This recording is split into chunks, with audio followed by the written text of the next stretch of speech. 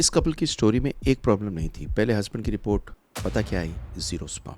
माइक्रोटी किया, स्पर्म मिल गए। हमने सोचा बहुत बड़ी हर्डल क्लियर हो गई, लेकिन इसी के बाद में प्रेगनेंसी नहीं हुई। कपल के दिमाग में एक ही चीज़ थी, डॉक्टर साहब स्पर्म मिल गया, एम्ब्रियो बन गया, तो प्रेगनेंसी क्यों नहीं हुई? सवाल भी ठीक है।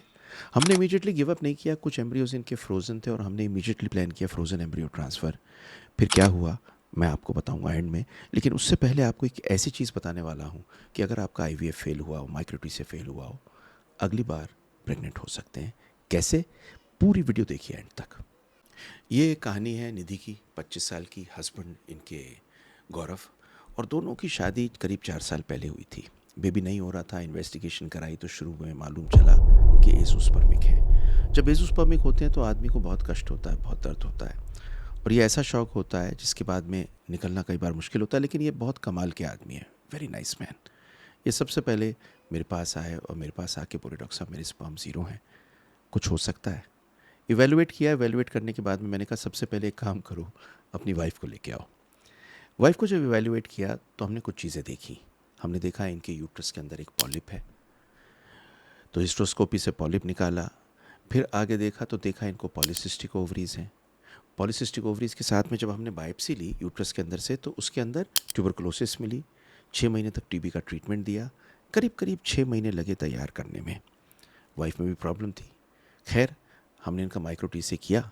तो माइक्रोटीसा करने में हमने ये रियलाइज़ किया कि माइक्रोटीसे में शुरू में काफ़ी देर तक नहीं मिले स्पर्म्स, जबकि हम इनका जेनेटिक टेस्टिंग करा चुके थे, इनकी हार्मोनल टेस्टिंग करा चुके थे। फिर इनके कुछ स्पर्म मिले। इन स्पर्म से हमने इनका इक्सी किया, और मुझे अब तक याद है एक आवाज़ आई थी मेरे पास में, एम्ब्रियोलॉजी लैब से फ़ोन पे हम बात करते हैं, सर गौरव के स्पर्म मिल गए। खैर, एम्ब्रियो बने, बड़ी खुशी हुई। एम्ब्रियोज बहुत अच्छे थे, ट्रांसफ़र किए, प्रेग्नेंट नहीं हुई। जब प्रेग्नेंट नहीं हुई तो इसके बाद में ये हुआ कि कुछ एम्ब्रियोज बचे थे, एम्ब्रियोज इनके कुछ बचे हुए थे जो फ्रोज़न थे। तो ये हुआ कि अगली बार ट्रांसफ़र करने से पहले क्या करना चाहिए। कुछ चीज़ें पहले भी करते हैं, बाद में भी करते हैं। इनको ऑप्टिमाइज़ किया लाइफस्टाइल से, डाइट से और सप्लीमेंट से। ये पहले भी हम दे चुके थे, ये आगे हमने फिर से शुरू किए इनके। इसके बारे में सब कुछ क्या लेना चाहिए मैंने फर्टिलिटी पावर बूस्ट कोर्स में पूरा का पूरा दिया हुआ है, आप चाहे तो ले सकते हैं। उसके बाद में हमने इनका प्लान किया कि अब इमोशन की कहानी अलग है कि प्रेगनेंसी नहीं है। पहले तो आप ये देखो कि आपके स्पर्म ज़ीरो थे, सर्जरी की, माइक्रोटीसी किया, स्पर्म मिले। स्पर्म मिलने के बाद में हमको एम्ब्रियो मिले। पर let's go ahead and see what we can do best. तो अब गहराई की बात आप सबको समझाता हूँ। एक अनसक्सेसफुल एम्ब्रियो ट्रांसफ़र का मतलब ऑटोमेटिकली ये नहीं है कि आप मां नहीं बन सकती। इसका मतलब यह है कि इम्प्लांट नहीं हुआ, नहीं चिपके। अब ह्यूमन इम्प्लांटेशन 100% प्रोसेस नहीं है। एक हस्बैंड वाइफ नए बिल्कुल फर्स्ट क्लास बिना बीमारी के यंग मिले तब भी 100% प्रेगनेंसी थोड़ी होती है, वरना 9 महीने बाद सबके बच्चे होते। लेकिन कोई एम्ब्रियो बहुत सुंदर भी बनता हुआ हो, तब भी कोई गारंटी नहीं है कि वो चिपके, क्योंकि इसमें 3 चीज़ें हमें बड़ी गहराई में समझनी है। Number 1, embryo quality. एम्ब्रियो देखने में अच्छा हो सकता है, लेकिन जेनेटिकली अगर अच्छा नहीं है तो चांसेस प्रेगनेंसी के बहुत कम होते हैं, और होते भी हैं तो अबॉर्ट कर जाता है नॉर्मली। नंबर 2, यूट्रस की लाइनिंग उसको ग्रहण करती है नहीं करती। इनके अंदर हम ऑलरेडी हिस्ट्रोस्कोपी करके पॉलिप निकाल चुके थे, टीबी का ट्रीटमेंट दे चुके थे, एंडोमेट्रियम लाइनिंग ठीक लग रही थी। और नंबर 3, भगवान की इच्छा। तो फ्रोज़न एम्ब्रियो को हमने शुरू किया। हमने इनको एंडोमेट्रियम बनाई, अच्छी एंडोमेट्रियम बनी, एम्ब्रियोज क्रायो प्रिजर्व थे। इसका मतलब ये था कि हम पे एम्ब्रियो बने रखे हैं, लाइनिंग के अंदर हम रखते हैं और इस लाइनिंग को चिपकाने हैं। और क्वेश्चन ये था कि ये एम्ब्रियोज इस यूट्रस में ठहरेंगे या नहीं ठहरेंगे। एम्ब्रियो ट्रांसफ़र के बाद में पहला दिन बीता, 5वां बीता, 10वां बीता, और फिर 15वें दिन ये हो गई pregnant, and it was positive.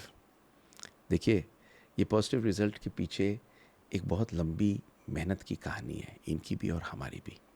Zero sperm की रिपोर्ट, हिस्ट्रोस्कोपी, पॉलीपेक्टमी, टीबी की दवा, माइक्रोटी से स्पर्म मिला, इक्सी किया, एम्ब्रियो बिना रखा, पहला नेगेटिव फ्रोज़न एम्ब्रियो ट्रांसफ़र किया और पॉजिटिव। कभी कभी सक्सेस स्ट्रेट नहीं मिलती, इसमें बहुत मेहनत करनी पड़ती है। तो 5 लेसन जो सीखने हैं, सबसे पहले इनफर्टिलिटी कपल का डायग्नोसिस है। ये मेरे पास में अकेले आए थे, लेकिन इनकी वाइफ जब सामने आई तो और चीज़ें सामने आई। लेसन नंबर 2, ज़ीरो स्पर्म शुरू है इन्वेस्टिगेशन की, एंड नहीं है। ज़ीरो स्पर्म के बाद में हमें कई सारी इन्वेस्टिगेशन करके ये समझना होगा कि रिट्रीवल का चांस क्या है। नंबर 3, आपका स्पर्म मिलना कोई प्रेगनेंसी की गारंटी नहीं है। उसके बाद में एम्ब्रियो को बनना है, एम्ब्रियो को चिपकना है, सब चीज़ें हैं। फर्टिलिटी ट्रीटमेंट तो एक चेन है, कहाँ तक पहुँचेगी, क्या होगा, हमको भी नहीं पता। लेसन नंबर 4, एक फेल्ड इक्सी अटेम्प्ट का मतलब ये नहीं होता कि आप प्रेग्नेंट नहीं होंगे, और अगर आपके फ्रोज़न एम्ब्रियो हैं, बेस्ट चांस लेना ज़रूरी है। नंबर 5, फ्रोज़न एम्ब्रियोज़ बहुत वैल्यूबल होते हैं। कभी भी आपके एम्ब्रियोज़ फ्रीज़ होने के लिए हो, हमेशा उन्हें, आजकल अच्छे हैं तो फ्रीज़ कराइए, क्योंकि ये बड़े इंपॉर्टेंट आपके लिए रहते हैं। आखिर में एक ही चीज़ बताऊंगा, आईवीएफ इक्सी की अटेम्प्ट अगर कभी अनसक्सेसफुल हुई है तो 2 चीज़ करिए। पहली चीज़ तो फॉल्स होप में मत रहिए, लेकिन कर्म पूरा करिए। एग्जैक्टली पता है समझना क्या है, कहाँ सक्सेस मिलेगी, कहाँ प्रॉब्लम है, और क्या चीज़ साइंटिफिकली आपके लिए सेंसिबल है। मैं इसीलिए आपके लिए आया हूँ, और मैं चाहता हूँ आपके बेबी हो। लाइक, शेयर, सब्सक्राइब प्लीज़ कर दीजिए। कोई इंतज़ार कर रहा होगा इस वीडियो की।